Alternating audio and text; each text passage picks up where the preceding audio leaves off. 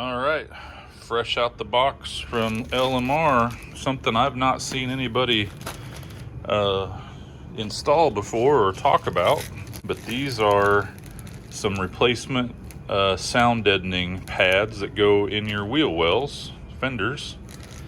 I was, working on all my wire tuck and wiring install and realized I don't have these in there. There's no old factory remnants remaining. So they've been removed by somebody probably a long time ago.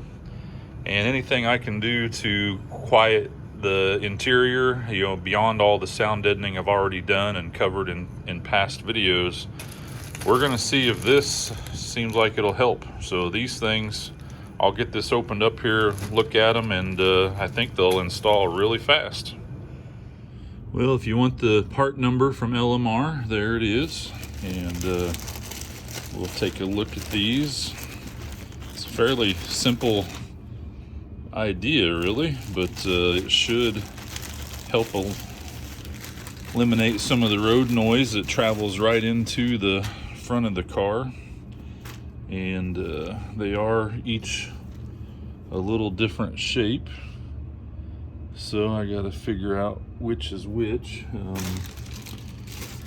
Also came with these clips that will snap them in place, and I'm pretty sure, obviously I have my wheel liner out from working on the wire tuck and the Terminator X install, but you can see back in here, right there is a spot, there and there, and on the driver's side you got to work around the speed control, but there will be another clipping point up there. All right, this one with the little notched piece on this end, and then smooth down here, that's the top, and it's on for the driver's side. And then this one that has more of the larger cutout in it, and the notch there is for the passenger side, and it'll obviously go in like that. So they say you're supposed to remove your speed control unit, and I have no doubt it'll be easier if I do, but I'm gonna see if I can shimmy it up behind there and eventually reach up to the top there. That little spot right there is where one of the clips will go, and I think I can reach that from on top. So let's find out. Oh, and also it comes pre-cut. There's a piece like that you'll fold in around the bracket for the speed control once we get it back in there. All right, that really wasn't that hard at all. Just took not even a minute, really. I'm gonna get these two clips at the bottom pushed in first, and then I'll know how much I need to pull it up after they're clipped in to get that top part. So